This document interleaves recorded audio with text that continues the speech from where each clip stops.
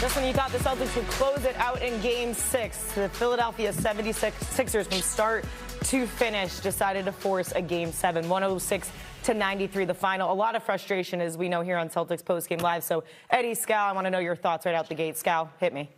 I'll see y'all Game 7, that's for sure, at the Garden. You guys got to be lit. But I think the biggest thing, we're looking like we're attacking from 2 points of the offense, right? It's either Tatum or Brown.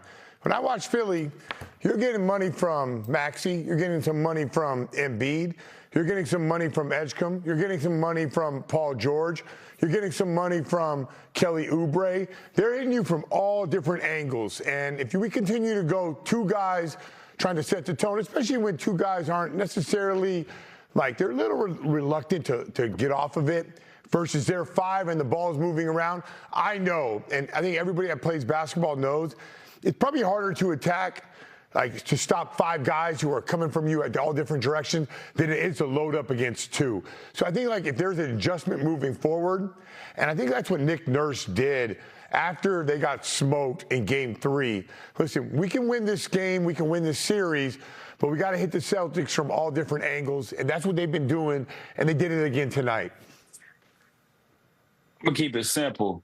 We got our work, we got our hustle, we got our work, our play, all of those things put out in front of everything that happened. Okay, and that's how I feel. Now, maybe you might disagree with me, Scal. Somebody else might disagree with me. But when I'm out there looking at the game, I'm seeing a team that is desperate, and that's the Philadelphia 76ers. That are playing much harder. They're not casual with the basketball. They're not playing like, okay, we coming down offensively and we just going to casually get to our spots. Everything is with a purpose. And I feel like we don't have that purpose. There was a spurt there in the fourth quarter when we brought in the Ron Harpers was out there. Like the Bus One boys. Garza. Mm-hmm. Yeah, you know what I mean? Yeah, the Bus One boys. When we brought them guys out, they played with a purpose. All right. They had a purpose. Everything was with a purpose. Eddie, can I follow up with that? Because go ahead. During the season, we played those guys. We played Baylor Shireman. We played Ron Harper. We played Luka Garza. So for whatever reason, and I get it, like Tatum is back to playing big minutes. I mean, hopefully he's going to be all right. Jaylen Brown's playing big minutes. We're not going, like the playoff rotation gets cut. We got that. But, like, if you ever think about the hard-playing Boston Celtics that create margins, the margins are created by those guys, by the Baylor Shiremans, the Jordan Walshes of the world. Those are the guys. When you put Garza in there, Mr. Offensive Rebound, he almost top 5 in the NBA in offensive rebound percentage. So we're not playing like the hard-playing guys. Like, our identity is out the door right now. We're trying to win the way we tried to win a couple years ago, where it's just our star players delivering, and, and maybe we get a couple open shots, maybe we don't, but, like, we lost our identity somewhere in this series. And I remember in Game 3, when we brought it, no, it would be Game 4 down in Philly, we kept crashing. Remember the offensive rebounds from Jordan Walsh, the offensive rebounds from Baylor Shireman? Like, we've gone away from that. So we can't ask, like, we're asking our team to be hard playing, but we're not playing the hard playing guys. Well, the question is, if the Jays at this point, like, didn't bring it, Joe Mazzulla pulls them with what? It was 10:24 left in the fourth quarter. So the Jays get pulled. Do you think that's an earlier adjustment that maybe Joe Mazzulla has to make? No, I don't think it's like that. And Eddie, you can jump in any time here. We're having a discussion. Like, the Jays' job is not to crash the offensive rebound. That's not their job. Their job is not to create more margin.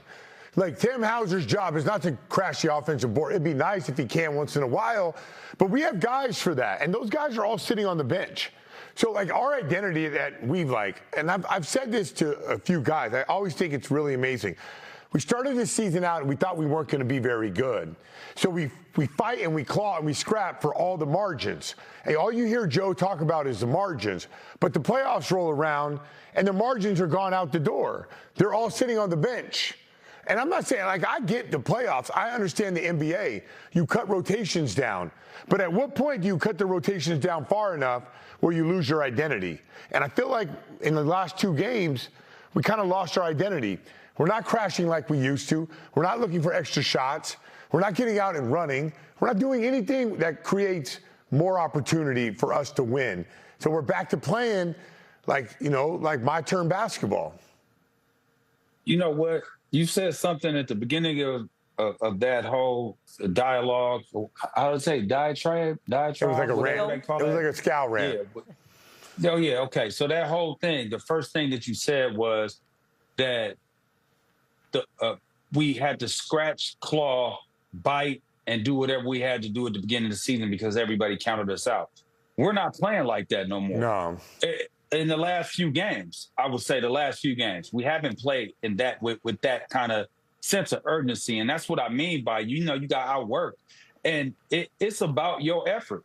Like, you have that effort all season long. That was the identity. It wasn't the guys coming off the bench. It was everybody that whoever number got called came in, and this is how you had to play.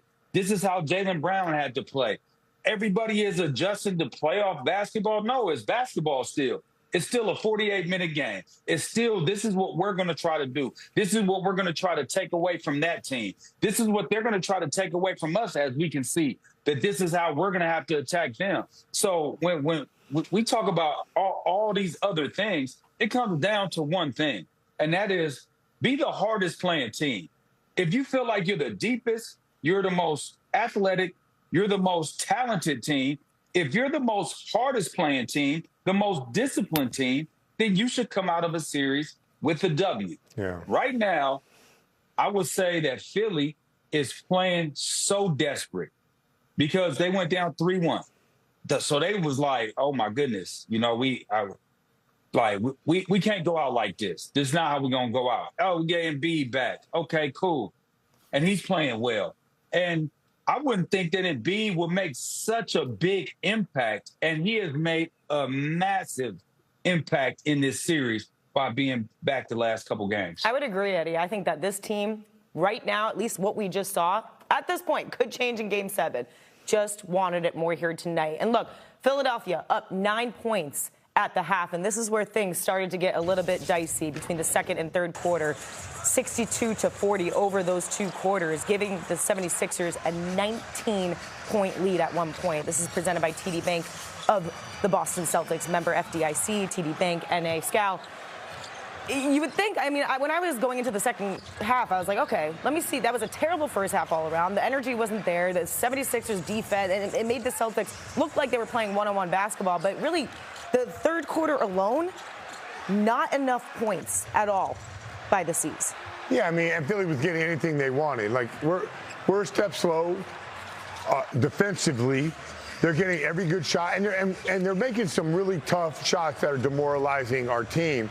And you know how our team is. When they get down, they don't answer the bell on the other end. They start to, it doesn't look clean. Philly is moving the ball, and like I said earlier, they're attacking you from 5 different people. We just don't have that. We're playing slow. We're playing deliberate. Everybody knows where the shot's going to come from.